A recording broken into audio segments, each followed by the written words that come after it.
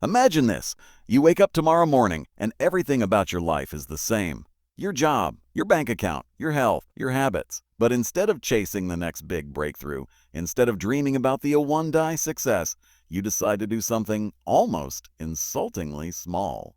You read one page, you save $1, you take one deep breath, you show up just for 2 minutes, and you repeat it day after day, week after week, year after year. At first, no one notices, not even you. But then, one day, everything changes, the scale tips, the ice melts. The results that once seemed impossible suddenly feel inevitable. Because the truth is, you don't need massive change to create massive results. You need consistency, not intensity. You need systems, not goals. You need atomic habits, small, powerful actions that compound quietly until they redefine who you are. You do not rise to the level of your goals. You fall to the level of your systems. So today, I'm not here to sell you motivation. I'm here to teach you the science of small wins, how to design your behavior, rewire your identity, and build the habits that build your freedom. Because success isn't one giant leap, it's 1,000 quiet steps, and your next step begins right now. The power of atomic beginnings. Imagine a crowded high school baseball field on a bright spring afternoon. I can still see it vividly. The sunlight was sharp that day, the kind that makes the grass gleam and the world feel young and invincible. My sophomore year was ending. We were all ready for summer. One last practice before we'd scatter into vacations, games, and dreams. I was standing there, glove in hand, completely unaware that the next few seconds would change my life forever. The swing came fast. A bat slipped. And before I could react, boom! It struck me squarely in the face. I don't remember falling. I don't remember the sound. I just remember waking up to chaos. Classmates screaming, a teacher running toward me, and the warmth of blood rushing down my face. My vision blurred, my thoughts scattered. And then darkness. That was the day I learned something life would later force me to teach others. The tiniest moments can alter the course of everything. When I woke up in the hospital, I had multiple skull fractures, shattered eye sockets, and a broken nose. My brain had swelled so much that I slipped into a medically induced coma. My parents didn't know if I would survive the night. My mother sat beside me, holding my hand while machines breathed for me. But life has a strange way of whispering lessons before you're ready to hear them. That accident became the seed, the smallest, most painful seed of everything I've come to understand about transformation. When I finally opened my eyes days later, I had to relearn everything. How to walk, how to focus, how to live with humility. I had gone from a normal teenager dreaming about sports to a boy who couldn't even see straight. I had no idea then that the principles of recovery I stumbled upon, small, consistent effort over time, would become the foundation for atomic habits. Let me tell you something. Life does not reward intensity. It rewards consistency. Everyone wants to talk about motivation, but the truth is, success doesn't come from one grand, life-changing act. It comes from hundreds of small, almost invisible steps that over time compound into something extraordinary. That's the real power of atomic habits. Tiny changes that deliver massive results when you give them enough time to compound. I didn't understand that at first, but as I recovered, it became my truth. At first, I could barely move. So I focused on what I could do. Eat well, sleep, read one more page than yesterday. Slowly, my body began to respond. My mind began to focus again. Months turned into years. The small steps became routines. The routines became habits. The habits built a new identity. That's when I realized, you do not rise to the level of your goals. You fall to the level of your systems. When I entered college, I was nobody special, an average athlete at best. But I made a quiet commitment to myself. I would master the small things. While my teammates played video games at 2 a.m., I went to bed early.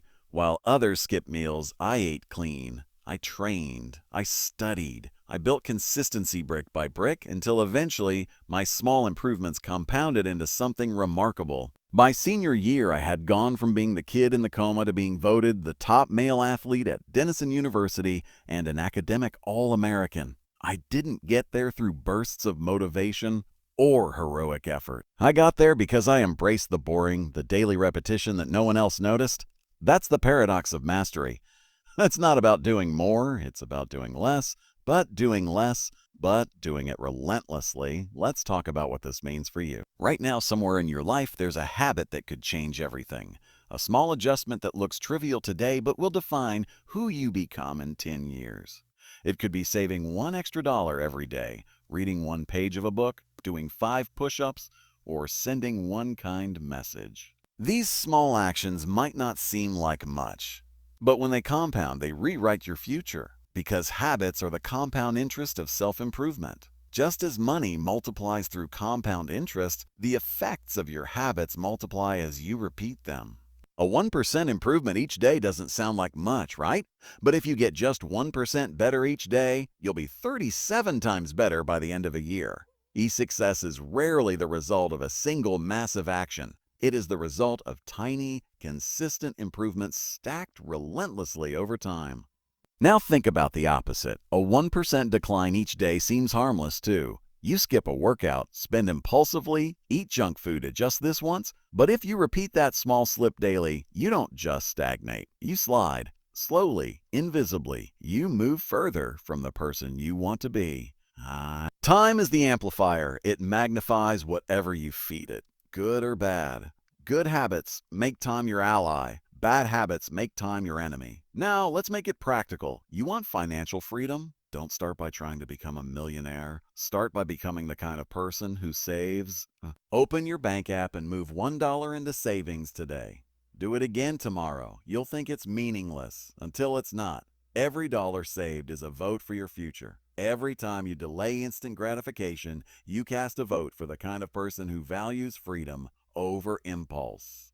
You want to get fit? Don't aim to lose 50 pounds. Aim to be the kind of person who never skips a workout. You want to build a business? Don't chase the perfect idea. Become the kind of person who takes daily action even when no one notices. Well, stay. Because success is not about achieving your goals, it's about becoming the person capable of achieving them. People often ask me, Zeems, what's the real secret to lasting change? The secret is boring. The secret is doing the same small things again and again until your identity catches up with your actions. Every action you take is a vote for the type of person you wish to become. If you write one page every day, eventually you'll start to see yourself as a writer. If you save every week, you'll begin to believe you're financially disciplined. If you meditate each morning, you'll begin to see yourself as someone who values peace. The habits come first. The identity follows. That's the magic. You don't need to convince yourself to be confident, successful, or healthy. You prove it to yourself through small wins repeated daily. When I first began sharing these lessons, I didn't imagine how far they would go. I started a simple blog, just a few essays on habit formation. But I made one promise to myself. I'd post every Monday and Thursday no matter what. That small writing habit built a career, a business, and a global movement. It wasn't luck. It wasn't brilliance. It was consistency. I tell my students this all the time. You can't control the outcomes, but you can control the inputs. Build better systems, and the results will take care of themselves. Forget motivation. Forget goals. Focus on your system, your daily process. Because once your system is solid, success becomes inevitable. You see, most people overestimate the power of one big change and underestimate the power of hundreds of tiny ones. They want the dramatic, the overnight success story. But success is never an explosion. It's an accumulation. Imagine an ice cube sitting on a table at 25 degrees F. You begin to warm the room. 26 degrees, 27 degrees, 28 degrees, 29 degrees, 30 degrees, 31 degrees. Still nothing happens. Then 32 degrees. Crack. The ice begins to melt. Was it that final degree that did it, or the slow, steady warmth that built up over time? That's what habits are. Small, invisible degrees of progress that build pressure until one day transformation happens. Everyone sees the breakthrough moment. No one sees the 31 degrees of quiet effort that made it possible. If you're stuck, if progress feels invisible, if the world seems to move faster than you can adapt, remember this: you're not failing. You're simply storing potential. The work you're doing isn't wasted. It's just waiting for the tipping point. Keep showing up. Keep casting votes. Keep building your system. Because when it clicks, when that 32 degrees hits, everything changes at once. And people will say you came out of nowhere. But you'll know better. you'll know you've been compounding quietly all along. As I stand here today, I can tell you one truth that shaped my life and will shape yours. Every great transformation begins with a single, small action done consistently. It's not about doing more. It's about doing less better. It's about showing up even when no one's watching. It's about trusting that your small habits, when repeated faithfully, will one day yield extraordinary results. Because they will. That is the power of atomic beginnings. That is the spark that changes everything. Picture yourself standing in front of a mirror. You look into your own eyes, not just to fix your hair or straighten your collar, but to really see who you are. What stares back isn't just a reflection. It's a story, a collection of habits, choices, routines, and beliefs you've repeated so many times that they've become you. The truth is, we don't rise to our goals. We sink to the level of our identity. Every action you take is a vote for the type of person you wish to become. Let's talk about what that really means. When most people try to change, they start at the outer layer, the surface level. They say things like, I want to lose weight. I want to make more money. I want to stop procrastinating. These are outcome-based changes. You're focused on what you want. But true change, real transformation, begins not at the level of outcomes or even at the level of processes. It begins at the level of identity. The question isn't, what do I want to achieve? The question is, who do I want to become? That's the essence of atomic transformation, small actions that redefine who you believe yourself to be. When I was rebuilding my life after my injury, I didn't just want to be healthy. I wanted to become someone who valued health. When I began writing, I didn't just want to write articles. I wanted to become a writer. That shift from a doing to a being changes everything. Because when your habits are aligned with your identity, they no longer require willpower. They flow naturally. Let's take two people and watch how identity plays out. Both are offered a cigarette. One says, no thanks, I'm trying to quit. The other says, no thanks, I'm not a smoker. It sounds small, but it's not. The first person is fighting their past identity. The second person has redefined theirs. Identity is the difference between effort and effortless. When your self-image aligns with your behavior, discipline becomes automatic. The strongest force in human behavior is the need to stay consistent with how you see yourself. If you believe you're disorganized, you'll keep cluttering your life because chaos confirms your story. If you believe you're bad with money, you'll subconsciously make choices that keep you broke because your brain wants to be right about you. If you believe you're not a morning person, you'll find 100 reasons to hit snooze. That's the invisible cage of identity. You're not fighting your habits, you're fighting your own story. But here's the good news. You can rewrite it. You can become the kind of person who behaves differently by building habits that prove it to yourself. Identity change is the North Star of habit change. When you change who you believe you are, the rest of your life rearranges itself accordingly. So let me ask you, who do you believe you are? And if that belief isn't serving you, who do you want to be? Let me show you how this works. There are 3 layers of behavior change, like the layers of an onion. The outer layer is outcomes, what you get. The middle layer is processes, what you do. The inner layer is identity, what you believe. Most people start from the outside. I want to lose weight, so I'll go on a diet. They focus on what to do. Diet, workout, calorie count. But they never shift who they are. The problem? If your underlying identity doesn't change, your old patterns return. You may act like a fit person for a few weeks, but deep down you still think, I'm the kind of person who struggles to stay healthy. And soon your subconscious pulls you back. That's why New Year's resolutions fade. The goal changes, but the identity remains the same. But when you reverse the order, start from identity, everything changes. Instead of saying, I want to lose weight, say, I'm becoming the kind of person who moves every day. Instead of, I want to make more money, say, I'm becoming the kind of person who manages my money with purpose. Instead of, I want to stop procrastinating, say, I'm the kind of person who takes action now. When you anchor your habits to who you want to be, not what you want to have, your actions start to align naturally. Let me share a story. A friend of mine used to bite her nails constantly. She'd tried everything, willpower, rubber bands, even bitter-tasting polish. Nothing worked. One day, she decided to try something new. After a few weeks of progress, she booked her first ever manicure.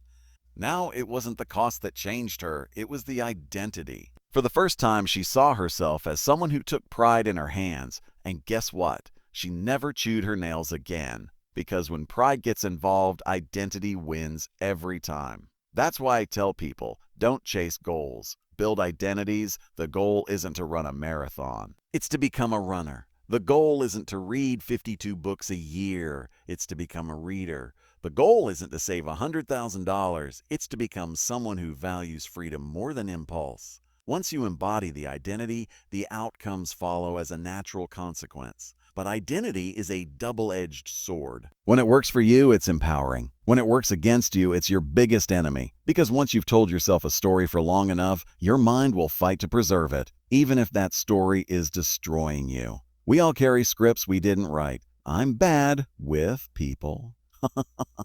I'm too old to change. I'll never be successful. Those beliefs are just habits of thought. And like any habit, they can be broken and rewritten. Becoming the best version of yourself requires you to continuously edit your beliefs and expand your identity. You don't need a total reinvention overnight. You just need a new story, reinforced one small vote at a time. So how do we change identity practically? There's a two-step process. Simple, powerful. Step 1, decide the type of person you want to be. Step 2, prove it to yourself with small wins. That's it. Let's say you want to be healthy. Ask yourself, what would a healthy person do? Would a healthy person take the stairs or the elevator? Order the burger or the salad? Scroll on their phone or go for a walk? Act like the person you want to become, and soon you become that person. Your brain starts collecting evidence. I guess I am a healthy person. Identity follows evidence. When I first began writing, I didn't call myself an author. That title felt too big, too professional, too far away. So I just said, I'm someone who writes. I didn't need to publish a book to become a writer. I needed to write. Every article I published was another vote for the identity I wanted. After a few months, I didn't have to convince myself anymore. The evidence was clear. I was a writer. You see, identity doesn't change with declarations. It changes with demonstrations. Every repetition of a behavior reinforces the story you tell yourself. If you skip workouts, you're voting for the identity of someone who gives up easily. If you save money every week, you're voting for the identity of someone who's disciplined. If you take time to learn every day, you're voting for the identity of someone who grows. And here's the beauty of it. You don't need a unanimous vote. You don't need to be perfect. You just need a majority of votes in favor of your new identity. You don't have to be perfect. You just have to be consistent. Now let's apply this to financial freedom because it's one of the most practical areas where identity and habits intersect. People say, I want to be rich. But that's an outcome. It's external. If you want financial independence, start by becoming the kind of person who manages money wisely. That means tracking expenses for 5 minutes a day. It means saving even when it's uncomfortable. It means delaying gratification now for abundance later. Every time you budget, you're not just managing money, you're casting a vote for your identity as someone in control of their financial destiny. We often underestimate the power of the small vote. You don't need to meditate for an hour. You just need to show up for 2 minutes. You don't need to invest thousands. You just need to transfer that first $10. You don't need to quit smoking overnight. You just need to make it through today. Small wins compound. Small votes create momentum. Momentum becomes identity. Here's something powerful. When you change your habits, you're not just changing what you do. You're changing who you believe yourself to be. That's the foundation of lasting growth. Habits are not about achieving. They're about becoming. You don't build habits to have something. You build habits to be someone. You become your habits. And here's the ultimate truth. Your identity is not fixed. You are not your past. You are your patterns. And patterns can be changed. The brain that once clung to old habits can rewire itself to embrace new ones. The mind that once doubted itself can train itself to believe again. Neuroscience calls it neuroplasticity. I call it hope. You can rebuild who you are, one habit at a time. Let me leave you with this. Imagine your life as a block of marble. Inside that block is the masterpiece of who you could become. Every action, every habit, every choice is a chisel stroke, shaping the person hidden within. Some days you'll make deep, clear cuts. Other days, just a faint tap. But each stroke counts. Each repetition shapes you, until one day, the person you used to dream of becoming stands clearly before you. That's what this is about. Not fixing your habits, but discovering your potential. Not chasing outcomes, but sculpting identity. Not living on autopilot, but living on purpose. So ask yourself, not what do I want to achieve, but who am I becoming? Oh, because once you decide who that person is, and once you prove it through your small daily actions, you will have unlocked the real secret of atomic habits. Let me start with a question. When was the last time you did something without even realizing it? Maybe you checked your phone before getting out of bed. Maybe you locked the door without thinking. Maybe you reached for a snack even though you weren't hungry. You didn't decide to do those things. They just happened. That's the power of habit. They are actions repeated so many times that your brain automates them, saving energy, reducing effort, and freeing your mind for other things.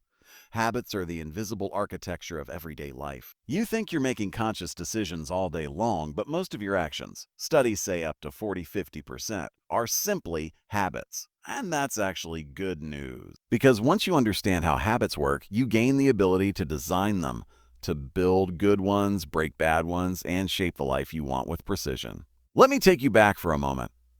Not to my story, but to one of my favorite stories in science. In the late 1800s, a psychologist named Edward Thorndike placed hungry cats inside wooden puzzle boxes. Each box had a simple mechanism, a lever, a latch, or a string. When the cat stumbled upon the right action, say pulling the string, the door opened and it escaped to eat a bowl of food waiting outside. At first, the cats clawed, yowled, scratched at the walls, random chaos. But over time, they learned. The successful action became faster, smoother, automatic. Thorndike called this the law of effect. All but behaviors followed by satisfying consequences tend to be repeated, while those producing unpleasant consequences are less likely to be repeated.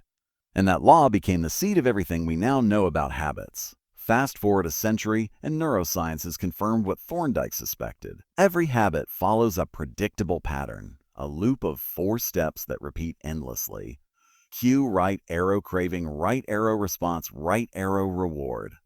This is the foundation of all behavior. Every time you act, whether brushing your teeth, scrolling through Instagram, or checking email for the 50th time, this 4-step process is running silently in the background. Let's break it down. 1. Cue, the trigger that starts it all. Every habit begins with a cue, a piece of information that predicts a reward.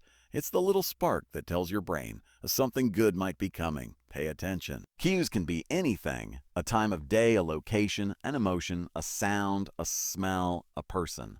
You walk into the kitchen and see cookies on the counter. That's a cue. Your phone buzzes. Cue. You feel stressed. Cue.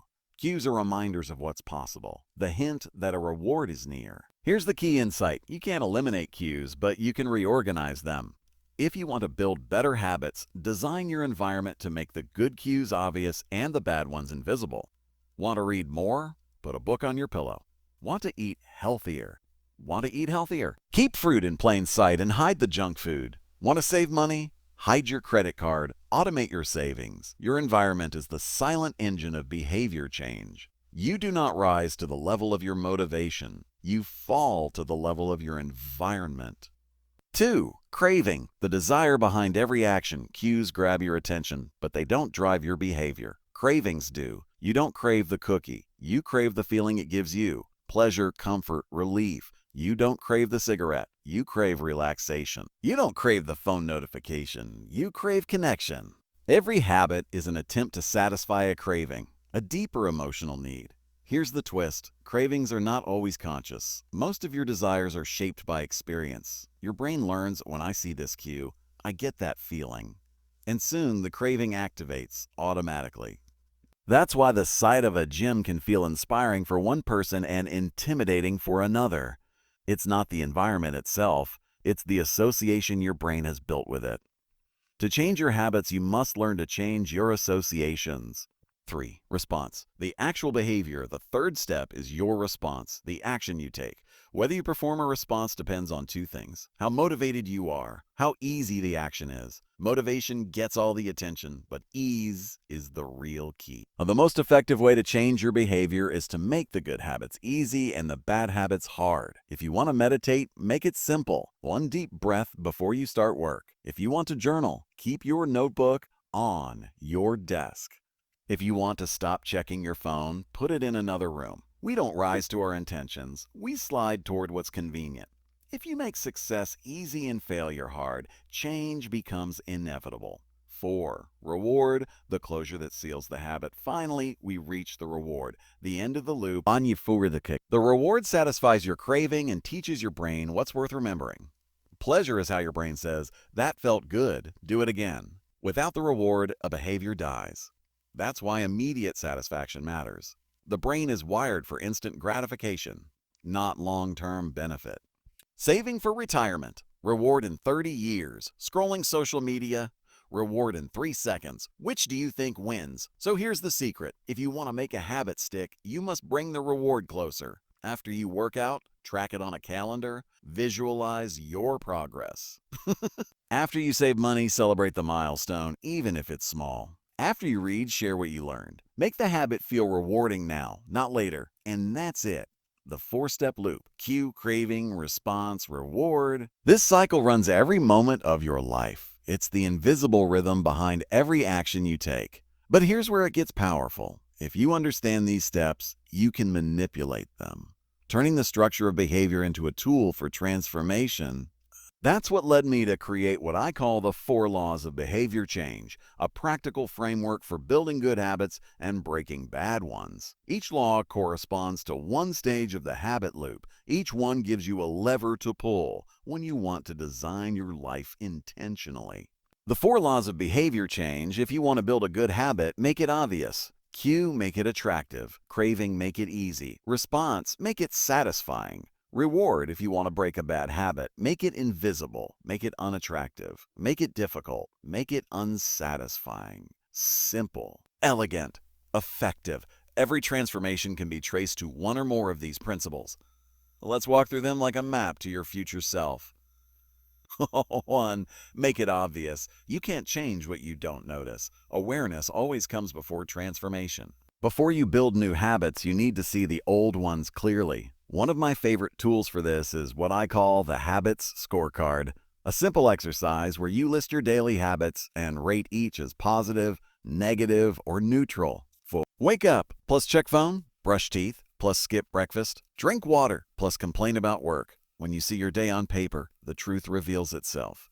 Most people think they lack motivation when they actually lack clarity. A clarity precedes mastery. Once you identify the cues that trigger your habits, you can design your environment to work for you, not against you. If you want to study more, set your books on your pillow. If you want to stretch each morning, leave your yoga mat open. If you want to stop checking your phone, charge it in another room. Your habits don't start when you act. They start when you see. Law 2. Make it attractive. If you want a habit to stick, make it appealing.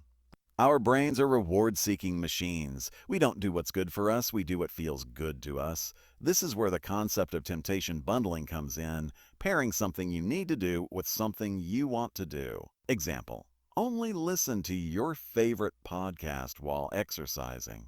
Or only check social media after you've completed your daily writing. This rewires your brain to associate pleasure with progress. You can also use social reinforcement. Surround yourself with people who embody your desired habits. If you spend time with fit people, fitness becomes normal. If you spend time with entrepreneurs, growth becomes your baseline. We imitate the habits of the people we admire. Environment shapes behavior, but community shapes identity. Law 3. Make it easy. Forget motivation. Simplicity wins every time. When you reduce the friction of good habits, you increase the likelihood you'll follow through. Start small. Insanely small. Want to start running? Put on your shoes. That's the habit. Want to meditate? Sit down and close your eyes for 1 minute. Want to save money? Automate $10 from every paycheck. That's called the 2-minute rule. When you start a new habit, it should take less than 2 minutes to do. Because if you can master the art of showing up, you can master everything else. Every giant oak begins as a small seed. Your goal isn't to run marathons. It's to become someone who doesn't skip workouts. Motion creates momentum. Momentum builds identity. Law 4. Make it satisfying. Humans repeat what feels rewarding. We are wired for immediate pleasure, not long-term payoff. That's why it's so hard to stay consistent with habits that have delayed benefits, saving, exercising, learning. So the key is to bring the future reward into the present. Create immediate satisfaction for good habits and instant pain for bad ones. Use visual trackers, checkmark streaks, habit apps to make progress visible. Use accountability. Share your goals with someone who cares enough to call you out. When a habit feels good, your brain says, "Oh, let's do that again." What is immediately rewarded is repeated. As repeated. What is immediately punished is avoided. This is how you align your biology with your goals. Let me give you an example. A young man wanted to stop smoking. He tried everything: patches, gum, meditation. Nothing worked. Finally, he created a system. Every time he smoked a cigarette, he had to donate $100 to a political group he despised. The habit ended in 2 weeks. Pain can be as powerful as pleasure. The goal isn't to punish yourself, it's to align consequences with values. Now imagine applying these 4 laws not just to health or productivity, but to financial freedom. Want to save more? Make it obvious. Automate your transfers. Make it attractive. Visualize your future freedom. Make it easy. Start with $10 a week. Make it satisfying. Celebrate every milestone. Each small step compounds into independence. That's how small financial habits, budgeting, investing, tracking, turn into wealth. Financial freedom isn't luck, it's habit design.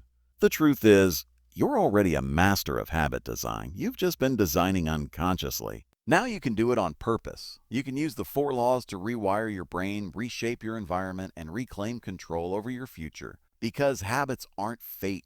They're choices repeated until they become identity. And identity repeated becomes destiny. Here's the summary. Make it obvious so make it attractive, make it easy, make it satisfying. These are not just rules. They're the levers of transformation. Every remarkable life is built on a foundation of simple, repeatable actions that obey these 4 laws. The success is never one thing. It is a stack of good habits built one atop another. So tonight, as you go home, don't think about changing everything. Think about changing one thing, one cue, one craving, one response, one reward. Because one small adjustment today could compound into a miracle 10 years from now. That's how you build habits that last. That's how you build a life that matters. Let me start with a confession. When I first began studying habits, I thought change was mostly about willpower. If I just tried harder, pushed longer, cared more, I'd change. But here's what I discovered after years of studying human behavior. People don't rise to the level of their goals. They fall to the level of their environment. If you want to change who you are, change where you are. Because your environment is the silent conductor of your habits. It shapes your behavior far more than motivation ever will. Let me tell you a story. A few years ago, researchers wanted to test how environment influences eating habits. They placed water and soda in a cafeteria. In one version, the soda was at eye level, the water at the bottom. In another, they flipped it. Water up front, soda below. What happened? Soda sales dropped by 11% and water sales soared by 25%. Same people, same thirst, same cafeteria. The only thing that changed was what they saw first. That's the invisible hand of environment design, the art of shaping your surroundings to make the right choice the obvious one. You don't need more discipline, you need better design. When we think about success, we often imagine heroic effort, discipline, grit, motivation. But the truth is far simpler. We follow the path of least resistance, always. If something is easy to see, easy to reach, and easy to start, we do it. If it's hidden, distant, or friction-filled, we postpone it. You don't have a willpower problem, you have a visibility problem. So let me give you a question that will reframe how you see your world. What does my environment encourage me to do without thinking? If you walk into your living room and the first thing you see is the television, what will you do? You'll sit down and watch.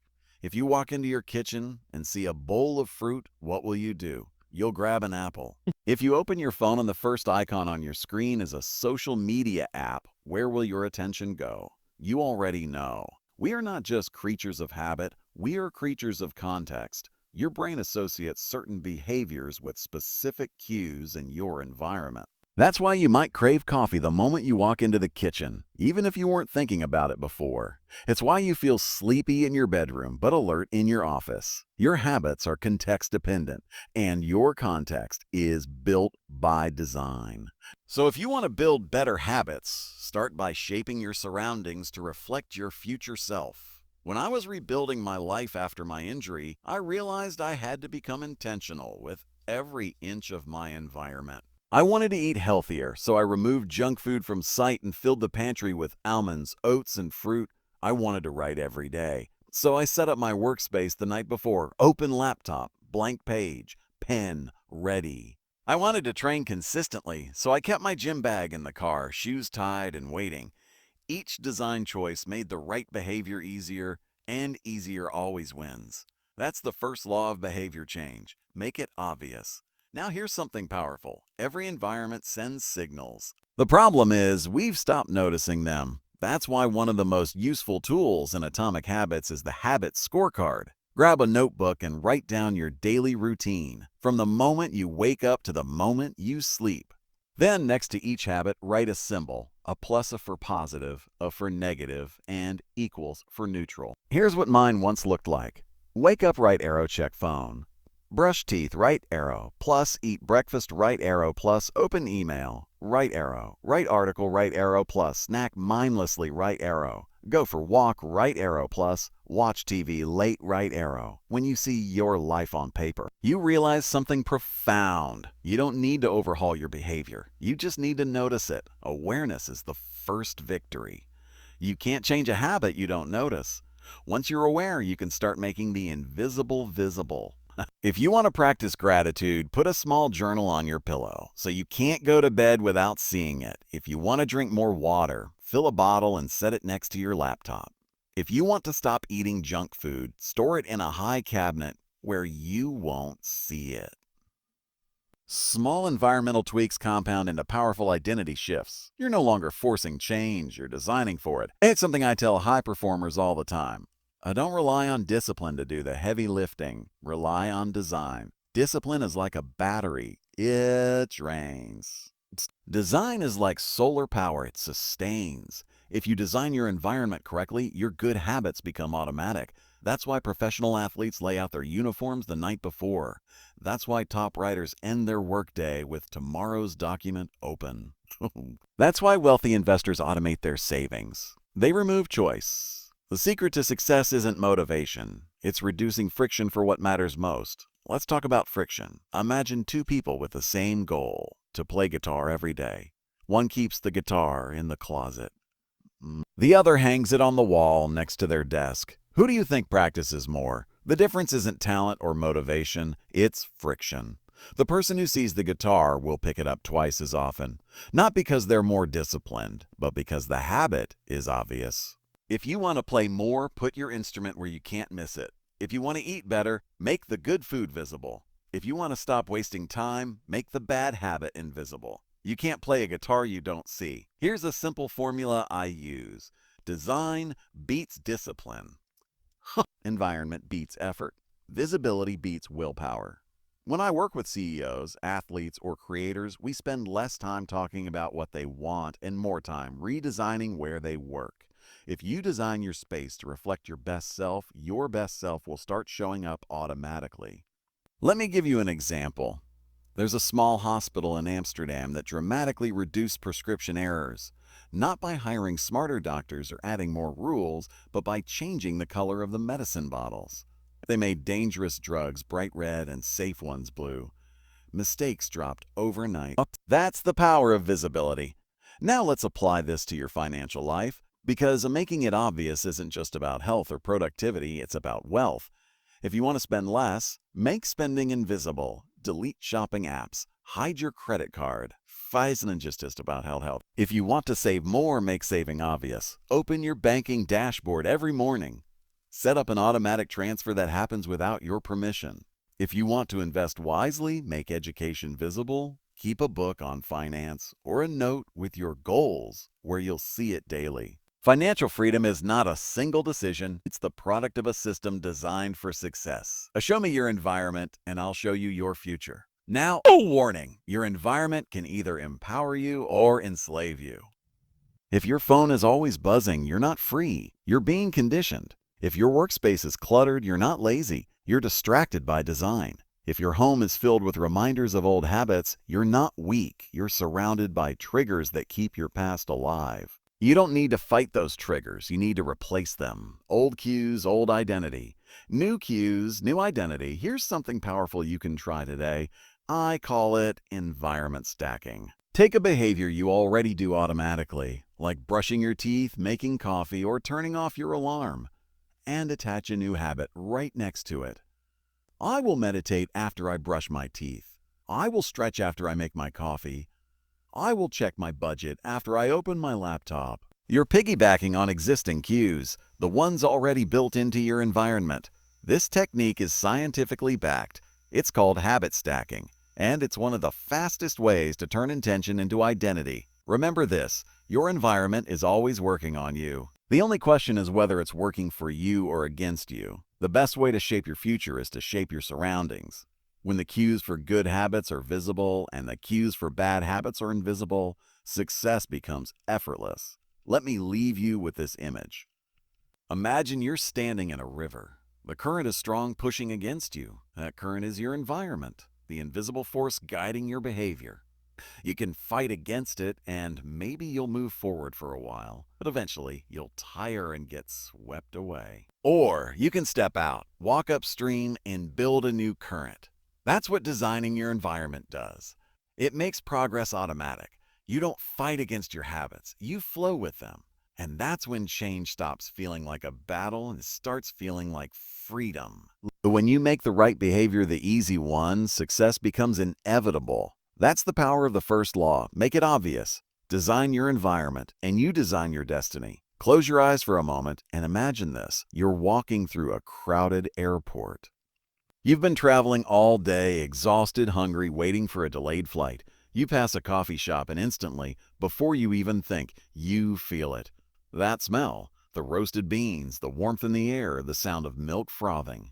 You can almost taste the comfort before you've taken a single sip. That's not coincidence. It's chemistry. It's your brain associating a sensory cue with a deeply rewarding experience. That is how desire works. We often think we act because of logic. But the truth is, we act because of feeling. We don't do what's rational, we do what's attractive. When I first started studying habits, I was obsessed with discipline, how people stay consistent even when it's hard. But over time, I realized something crucial. You don't need more motivation, you need to make your habits more attractive. Because when something is attractive, motivation takes care of itself. We naturally gravitate toward things that promise pleasure or relief. The coffee, the scroll, the cigarette, the comfort food. We don't crave the thing itself. We crave the feeling it gives us. So if you want to change your habits, don't start by fighting your cravings. Start by harnessing them. Let me take you back to a fascinating piece of research. In the 1940s, two scientists, James Olds and Peter Milner, inserted tiny electrodes into the brains of rats to study the neurological basis of motivation. They accidentally placed one of those electrodes in the mesolimbic pathway, the brain's reward center.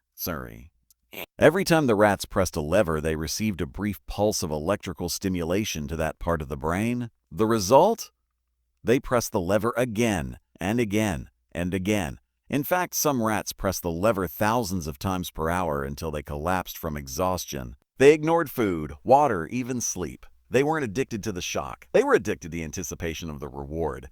And that's when scientists discovered the real driver of desire, dopamine. Now here's the twist. Dopamine isn't just released when you get the reward. It's released when you expect the reward. That means it's not the coffee that excites you. It's the smell before you take the first sip. It's not the sale that thrills you. It's the anticipation of seeing the discount. It's not success itself. It's the possibility of success that motivates you to act. Desire is the engine of behavior. This is crucial to understand because it means you can engineer desire. You can make good habits more appealing, not by forcing yourself to like them, but by associating them with positive emotions and rewards. Let me show you how. There's a strategy I call temptation bundling. It's simple. Pair an action you need to do with one you want to do. You can only watch Netflix while ironing clothes. You can only listen to your favorite podcast while running. You can only have your favorite snack after doing 20 minutes of focused work. Suddenly, the habit you once resisted becomes a gateway to pleasure. The reward transforms the task. Wow. The task reinforces the identity. Temptation bundling isn't about tricking yourself. It's about aligning your desires with your goals. Another way to make habits more attractive is through association. Let's say you're trying to build a reading habit. If you only read in uncomfortable lighting, sitting in a stiff chair while half-tired, you'll learn to hate reading. But if you create a ritual, a cozy corner, a cup of tea, a playlist you love, you'll begin to look forward to it. Your brain starts to think, reading equals comfort. The habit becomes attractive because you've wrapped it in pleasure. A pleasure is not the enemy of discipline, it's the ally of consistency. Let me tell you about a simple experiment in my own life. Years ago, I wanted to build a habit of waking up early and writing. But every morning, my bed was warm and my willpower was weak. So I built a ritual. I'd prepare coffee the night before, set the mug beside my laptop, and cue my favorite morning playlist. When I woke up, I'd smell the coffee, hear the music, and feel the pull, not of obligation, but of anticipation. And soon, the habit stuck, because I made it attractive. Now, there's another layer to this law that's even more powerful, the social layer. Humans are social creatures. We are wired to fit in, belong, and imitate. We mirror the people around us, not consciously, but instinctively. If you want to see your future, look at your circle. Because the habits that feel normal in your group will soon become your habits. You'll start dressing like your friends, spending like your peers, talking, eating, and thinking like your tribe. We don't rise to our aspirations, we adapt to our associations. There are 3 social groups we tend to imitate most: the close, family and friends; the many, the crowd, the powerful, those we admire or respect. Let's unpack this. First, the close. You're far more likely to pick up habits from people you spend time with daily than from anyone else. If your spouse exercises, you'll probably start to. If your friends save money, you'll feel odd being the spender. Second, the many. We imitate what's popular because it feels safe. If everyone's doing it, it must be right. That's why cultural norms are powerful. They define what's acceptable. Third, the powerful. We copy people who already have what we want: status, confidence, results. That's why endorsements, role models, and mentors work. They make certain habits aspirational. So if you want to make a habit more attractive, surround yourself with people who already live the way you want to live. If you want to read, join a book club. If you want to save, join a community of investors. If you want to get fit, train with people stronger than you. Don't underestimate proximity. You will become the average of the people who normalize your desired behavior. That's why community is the greatest form of motivation. It transforms discipline into belonging. Environment shapes behavior, but community shapes identity. Let me take this deeper. At the root of every craving lies a promise, the promise of a change in emotional state. You don't crave the habit itself, you crave the feeling it gives you. Habits are not the end goal, they are the vehicle to your emotions. You don't run to move your legs, you run to feel alive. You don't save money for numbers, you save to feel secure. You don't meditate to breathe, you meditate to feel calm. Once you understand that, you can design habits that satisfy those feelings in healthy ways. You replace the destructive craving with a constructive one. Let's take financial habits again. We all crave the same feelings: security, independence, status, control. That's why people overspend. Not because they want more stuff, but because they want to feel capable, admired, free. The secret isn't to suppress those cravings, it's to redirect them. You can train your brain to associate those feelings with saving, investing, and discipline instead of spending. Each time you transfer money to savings, visualize freedom. Each time you invest, imagine future peace. Each time you skip a purchase, feel pride, not restriction. You're reprogramming desire. And when good habits feel good, consistency becomes natural. One of the most effective ways to reinforce attraction is through visualization. Elite athletes use this constantly. They don't just imagine success, they feel it. They visualize every detail, the tension in their muscles, the rhythm of their breath, the sound of victory. Because the brain doesn't distinguish well between imagined and real emotion, the same neural pathways light up. You can use this too. Visualize your desired habit vividly. Don't just think, I'll work out. See yourself putting on your shoes, hear your playlist, feel the rush of endorphins afterward. Your brain begins to crave that feeling, and that craving pulls you toward the behavior. Now, I want to address something important. People often say, James, I know what I should do. I just don't want to do it. That's not laziness. That's a mismatch of attractiveness. The bad habit offers immediate pleasure. The good habit offers distant reward. Your job isn't to fight your brain, it's to trick it into alignment. How? By making the good habit attractive now, you can use pairing, social proof, environment, or even symbolic reward. After finishing a workout, you might allow yourself to enjoy your favorite smoothie. After studying, you might spend 10 guilt-free minutes online. After writing, you might listen to a favorite song. These small positive emotions create feedback loops that make you want to repeat the behavior. Here's the core truth. Habits are not a battle of discipline. They are a game of dopamine. You win by shifting where your brain expects its next reward. Instead of chasing the dopamine hit from scrolling or spending, you teach your brain to get it from growth, learning, saving, or building. That's how you rewire motivation at the source. Remember this formula. Attraction equals anticipation times association. Anticipate the reward. Associate it with joy. Do both, and your habit becomes magnetic. So tonight when you think about your goals, don't just ask, how can I force myself to do this? Ask, how can I make this irresistible? That's where mastery begins. Because if you make success appealing, you'll no longer have to chase motivation. It will chase you. Let me close with this. In life, the most powerful transformations don't happen through willpower. They happen through desire. Desire is the invisible current that pulls you toward your future self. So learn to direct that current. Learn to associate pleasure with progress. Learn to fall in love with the process of becoming better.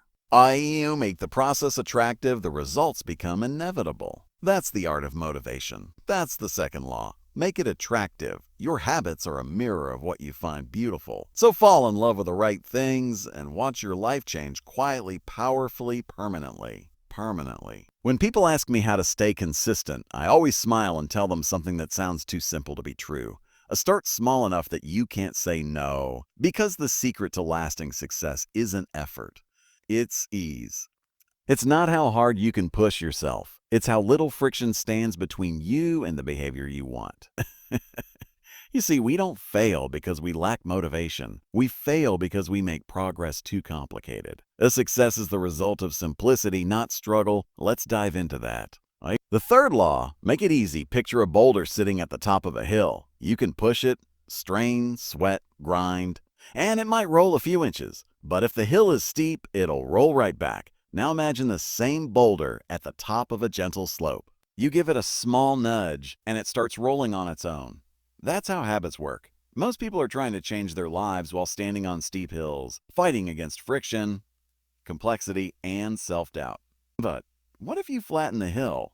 What if change could roll downhill?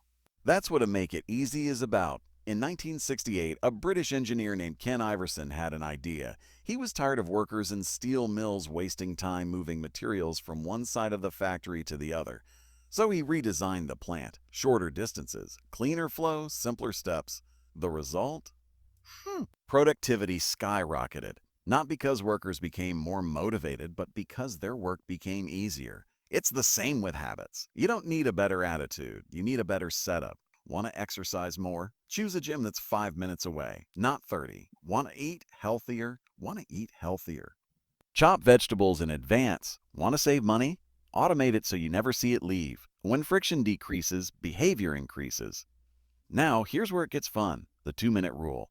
When you start a new habit, scale it down to just 2 minutes. Read every night becomes a read one page. And after work becomes a put on my shoes. A meditate daily becomes a sit quietly for 2 minutes. Because in the beginning, the habit isn't about the result. It's about becoming the kind of person who shows up. The first 2 minutes are the gateway to identity. Anyone can start small. That's the point. Standardize before you optimize. You don't need to write a masterpiece today. You just need to write something. You don't need to lift heavy. You just need to lift. You don't need to build a business. You just need to build momentum. Motion beats perfection. Every single time. Let me give you a story. A photography professor once divided his class into two groups. Group A would be graded on the quantity of photos they took. Group B would be graded on quality. They only needed to submit a perfect image. Guess who produced the best photos? Group A, the quantity group. While the quality students spent all semester planning, theorizing, and editing, the quantity group was doing. They learned by repetition. By the end of the term, they had mastered lighting, composition, timing, not by perfection, but by practice. That's the third law in action. You don't learn by thinking about habits. You learn by doing them. Repetition creates automaticity, and automaticity is the true measure of mastery. Now let's talk about the hidden enemy of good habits, motion without action. We love planning, researching, talking about what we'll do someday, but motion is not progress. Buying a fitness tracker isn't working out. Reading about investing isn't building wealth. Writing down goals isn't taking action. Real change begins the moment you move, no matter how small that move is. So here's a question to ask yourself. What's the simplest version of this habit that I can start right now? If the answer takes more than 2 minutes, it's too big, because change doesn't happen when you think about it. Change happens when you begin. And here's where automation enters the story, one of the most powerful forces in habit formation. When you automate a behavior, you remove the need for decision-making entirely. Automatic savings, automatic bill pay, automatic reminders, automatic investments. These are not just conveniences, they're systems of success. Because every time you automate a good habit, you save your willpower for moments that truly matter. The more you automate, the less you need to motivate. Financial independence isn't about having more money. It's about having fewer decisions that drain your discipline. When you automate the right habits, freedom follows naturally. So, you've made it obvious. You've made it attractive. You've made it easy. But there's one last law, one that seals the loop, locks the progress, and keeps you consistent for years. That's the fourth law. Make it satisfying. The fourth law, make it satisfying. Humans repeat what feels good. This is hardwired into your biology. It's the principle of reinforcement. The brain is constantly learning what felt rewarding. What should I do again? Every habit, good or bad, survives because it produces some form of satisfaction. The cigarette relaxes you. The phone distracts you. The cookie comforts you. If a behavior feels good, your brain says, "Oh, let's do that again." But that's a problem, isn't it?